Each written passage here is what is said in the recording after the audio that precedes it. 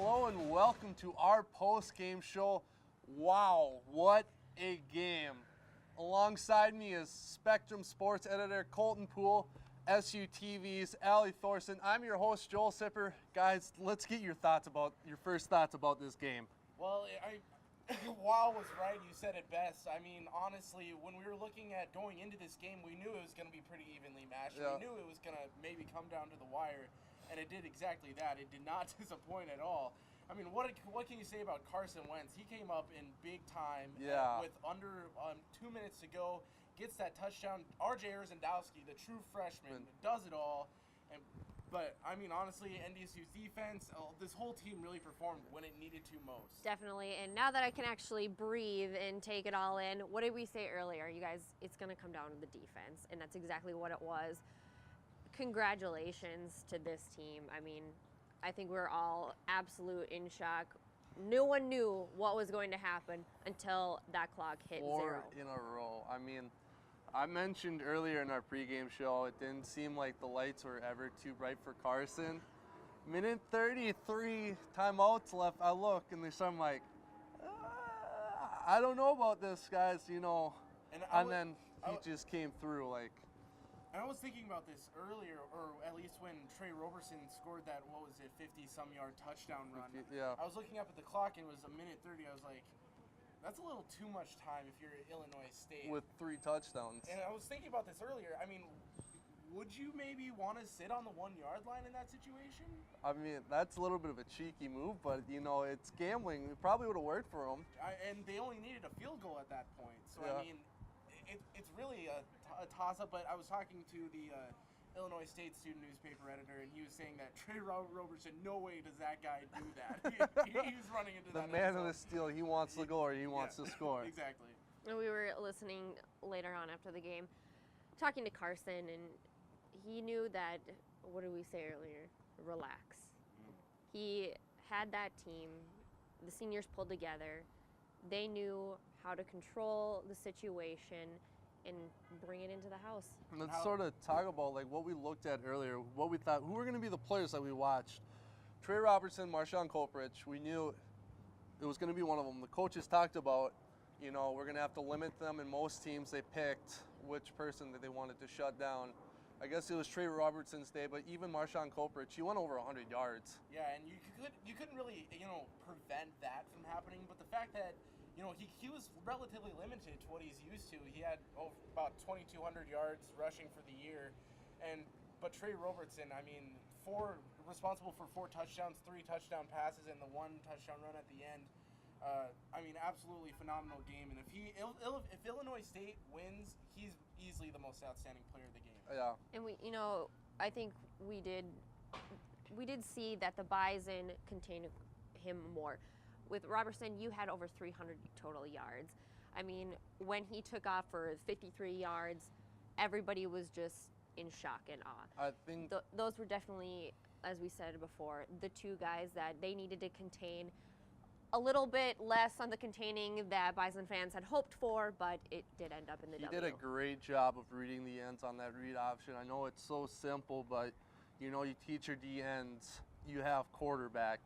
And when Trey Robertson had his plays, he gashed. That was when Mike Hardy crashed down, and even the Buck Buchanan Award winner himself, Kyle Emanuel, he got burned on a couple of plays where he crashed down. I actually got to talk to Kyle a little bit after the game, and he was saying, yeah, that was. I feel like that play was my responsibility. He felt like that was almost his fault that happened because he didn't contain as well as he should have. But it's surprising that not only that contain didn't really go so well, but he ran almost right up the middle. Yeah. There was the sea just parted for him, and that was really surprising that NDSU's defense allowed that in such a crucial time. And looking at this senior class, you talk about Kyle putting responsibility on that himself.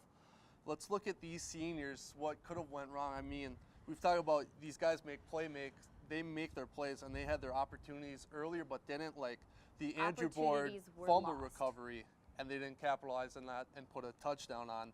Esley Thornton, he jumped the route. He saw nothing but green and failed to not catch the ball. And then on the touchdown, Colton Heagle had him wrapped up. And then all those other guys, I think it was Esley and Carlton, they were in the area. And Christian Dudzik, those seniors, they were there, and they didn't weren't able to do something simple as tackle them up, I'm pretty sure just it wouldn't have felt right to want those seniors to go out on that note. Definitely, and I know Esley was talking at the press conference how the interception at the end of the game, he looked at that as a second chance for missing probably one of the most easiest interceptions of all this season, and you know, it can't hit you right in the numbers. Yeah.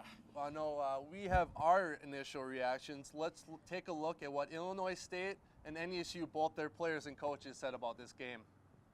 With our guys, it's just you never saw any doubt in their mind. You never saw panic in their eyes. We've obviously been in this situation before, even in the playoffs, and our guys just know that, hey, it's our time. It's an amazing accomplishment. You never dream of coming to college and winning 4 straight national championships, only losing 3 games.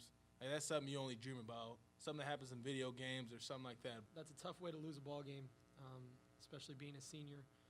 But I'm extremely proud of my teammates and the way they played.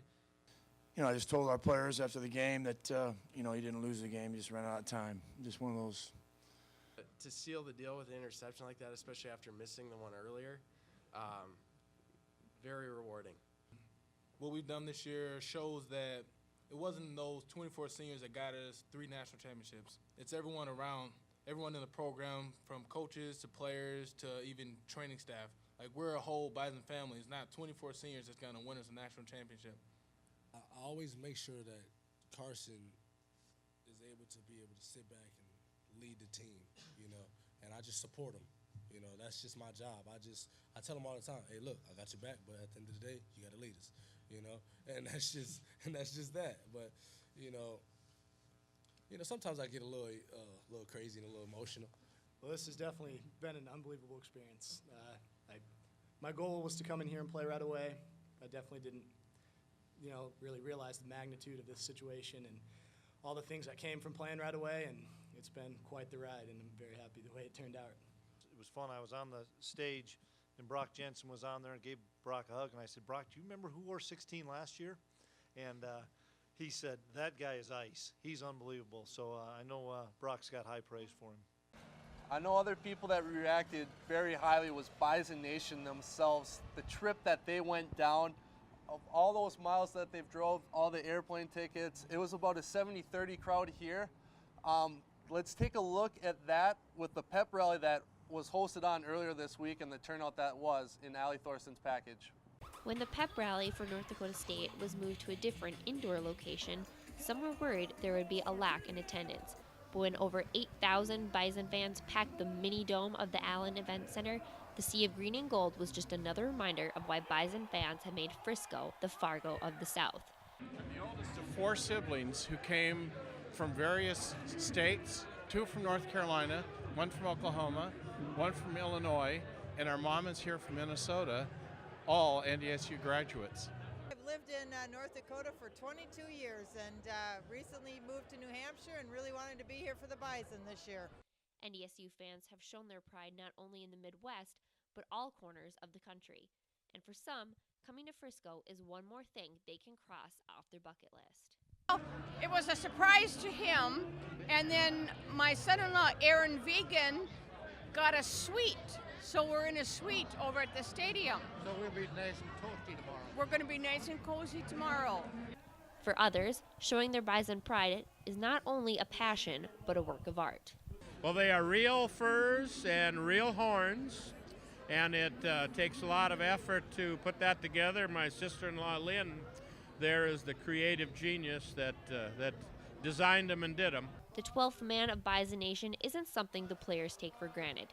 They know without their sea of green and gold supporting them each and every week, they might not be where they are today.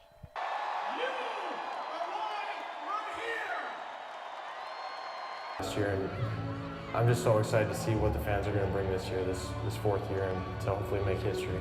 Reporting from Frisco, I'm Allie Thorson. 8,000 people out in the pep rally. I'm sure they were pretty rowdy. Let's get back to this NDSU team. 4 straight championships. Senior class goes out with more rings than losses. Just talk a little bit about this dynasty. I'm going to be writing a little bit about this for the Spectrum in that this championship win, unlike the other three, rewrites the narrative of NDSU. I mean, if you're looking at the first three championships, it was that senior class. It was the Brock Jensens, the Ryan Smiths, the Billy Turners, the Marcus Williams, the Grant. Like, that was a fantastic class. Yeah. But now that those guys are gone, and Craig Bowl is gone, and Gene Taylor is gone, what was NDSU's response going to be? Well, they get an Iowa State FBS win, and they finish out the year with a fourth straight FCS title. And that really speaks to the tradition that NDSU is now establishing. But now we'll have to see what they're going to do without this class of seniors. You know, we can keep asking this question every year, but it's going to be a very different team. Where do you we guys? can ask that question every year, and the Bison players, the coaches, even the fans are going to say the exact same thing. The naysayers, they're not going to listen. We saw the Bison lose 23 seniors. Craig Bull, Gene Taylor, so many naysayers. And as the coach said, and as the player said, we didn't listen, we proved them wrong. And that kind of speaks to the next man up mentality that they've always had. Even if you're just looking at this year, Nick DeLuca when Travis Beck went down. I mean, sophomore linebacker just stepping up, getting 3 interceptions and over 60 Urandowski being the freshman. Future's bright. I mean, this isn't a senior class. This is a well-rounded. They are going to lose some seniors on defense, some very notable and loved seniors. But all around, you're going to see almost the same class next year. So where do you guys think that this championship ranks out of the 4 championships? Well, okay, if you're looking at the excitement of the game, this takes the cake. This takes the cake. I think it's what really makes the story whole. I don't know. I feel like this, like, okay, the first one is always like the most important. That gets special. Momentum rolling. Yeah, absolutely. So maybe I'd say the most important is 2011. Where you always remember your first. Right. I feel that this completed their story. Not saying that they're not going to go out and go one for the thumb next year, but this was something they can accomplish. This is something they can put behind them and start a brand new dynasty in the years to come, because they've proven everyone wrong that you can lose half the team, you can lose your coach, your athletic director. You put all that behind you, you start fresh. 4 is a good dynasty, but they're going to keep going. Couple more things that we want to take looks at for ranking-wise. This game, where does it rank? I know memorable games for me, Georgia Southern, Kansas State, SDSU playoff, and now this one. Where do you think it ranks? I think seeing the Kansas State game was just something, another heart-pounding, holding your breath moment. SDSU was very frustrating for the fans, the players, with multiple missed calls and just frustration all around. But I still say this is going to be number 1 with the excitement, the setting, and the score. This is going to be number 1. Allie, I don't want to get in your face too much, but I think Kansas State takes the cake by far. Returning Big 12 champion, exciting in the new stadium against Bill Snyder. It's hard. I want the national championship, and we got that today. That is true, but I think that speaks more to the program, and the Kansas State win got College Game Day here. Yeah. Not once, but twice. It did a lot. It did. It put NDSU on the national landscape, and I think that speaks to its. And it also set the momentum too. Keep in mind that at that time that was just a team with 2 national championships. Now it's 4. I think that really sparks the momentum into now this 4. I'll give you that, but when ESPN Game Day comes to Fargo again next year, we're gonna thank this game for that one. All right, and then in each of those games they had a drive. Kansas State, the drive that ate up everything. Georgia Southern, Brock Jensen punching it in. South Dakota State, sort of something similar, and then Carson again.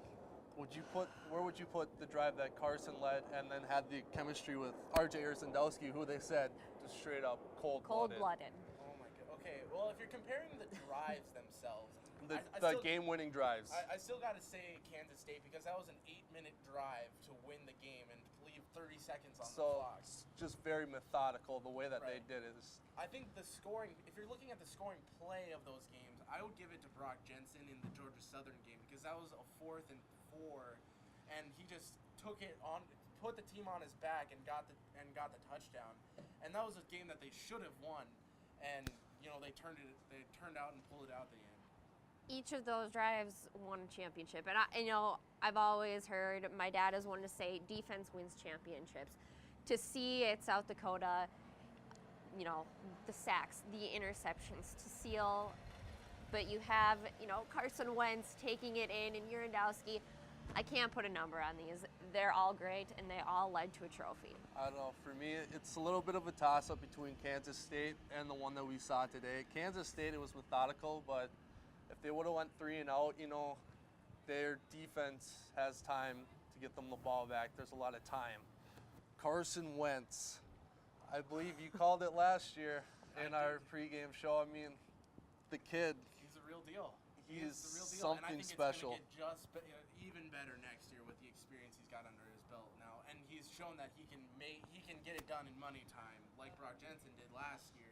He can get it done when whatever is called upon him, running, passing, whatever is needed of it. You saw the team, defense and offense, when last year was completely over, and you saw Brock Jensen, who had, three title games. And when you have Carson Wentz coming in and probably having the toughest job filling those shoes, neither side of the Bison team was worried at all. They all put their faith in him. They all completely trusted him, and with good reason. He is the MVP of today's game, and I couldn't think of a better player to get that trophy. Well, so the game is done right now, but over in the parking lot over there, don't tell them that. They're still out there tailgating. I can't believe that our own SUTV's Brittany Hovland caught up with many Bison faithful about tailgating.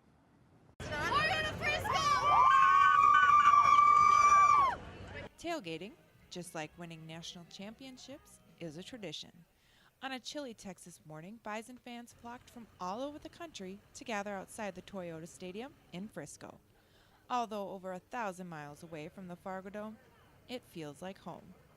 About the same, except there's too many Redbirds running around here. I never thought I'd say this, but I think tailgating here is actually better than at the Dome.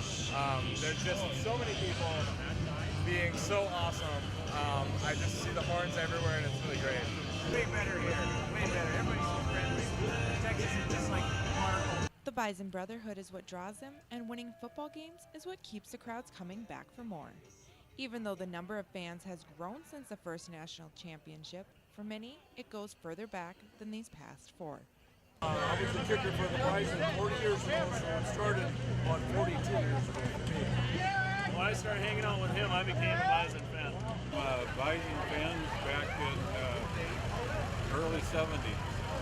With great Bison pride comes great Bison fans. And describing these fanatics isn't too difficult. Yes, there is. Absolutely awesome. One word only, awesome. Reporting from Frisco, Texas, I'm Brittany Hovland. All right, guys, so now that we've taken a look at all of this, season's just getting done. I know it's very early to look at next season, but this is my favorite time of year is looking at the next season. I mean, We're probably the only ones, right? I hear you. Vikings fans were all around. We're probably the only ones right now that are going to be thinking about this. We heard Coach Kleiman say when he asked if they're going to go one for the thumb, we're just going to think about today. We're going to process this. They're probably going to be enjoying this one for a while, but now. They have some time before that they have to do their off-season program with Coach Kramer, which I'm pretty sure that's where they win their championships, but I've heard some things about that, and if you can make it through that. This is going to be a completely different lineup, especially on the defense and especially in the linebacking core. You're losing all 3 of those seniors, Travis Beck, Carlton Littlejohn, Esley Thornton. Where Nick DeLuca will step up. Bright spot. Yeah, he'll be good, but depends if Pure G Tucker, is he going to be able to be healthy? And then Stump. And MJ Stump, too. We'll see if he steps up. The two safety spots, Colton Hegel, Christian Dudzik are both gone. Your NDSU career-leading tacklers. Yeah. Speaking of leading tacklers, though, another bright spot is Andrew Board, the safety who played special teams. He led special teams in tackling this year, and just seeing some of his hits, the guy seems like he should be able to figure it out. He has a lot of potential. Yeah, I think it's going to be Chris Board and Andrew Smith is going to be the two starting safeties there, too. And, of course, you'll have C.J. Smith and Jordan Champion back next year. Defensive line is going to be, I think it's going to be looking good, especially in the middle when you've got Tangway and Schatz coming back.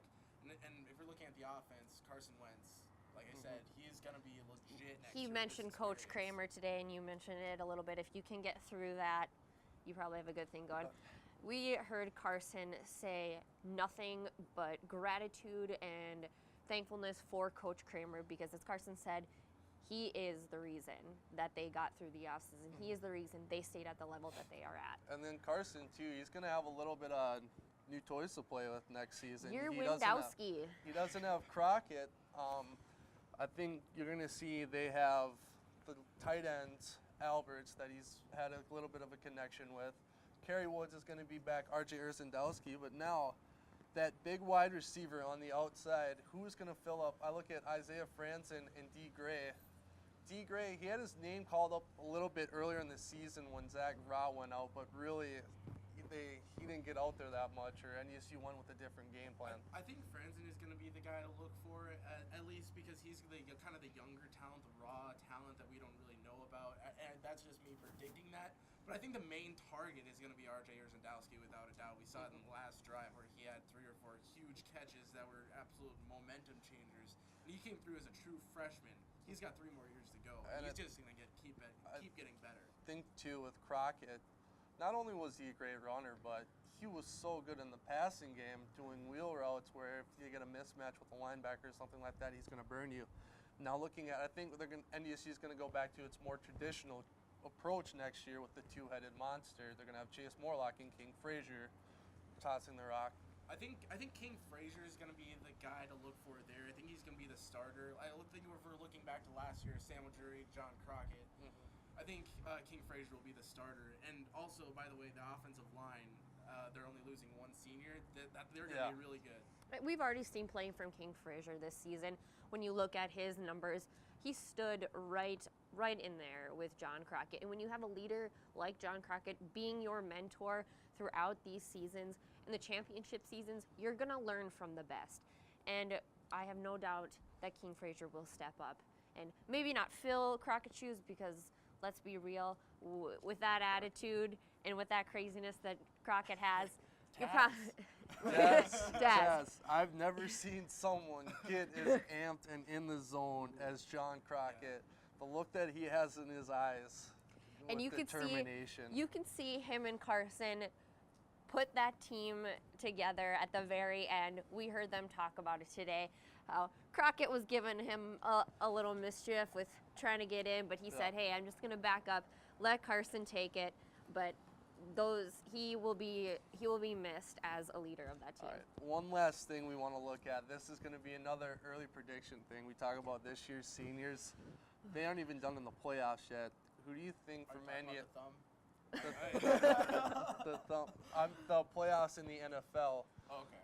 Which of these seniors do you think has a legitimate shot to make some noise? I've talked about this already this season, but we just said, I think John Crockett, he's got the invitation to the Shrine Bowl. He does, and I think with the Shrine Bowl, getting the recognition that he deserves, we could see him go mid to late draft, in my opinion.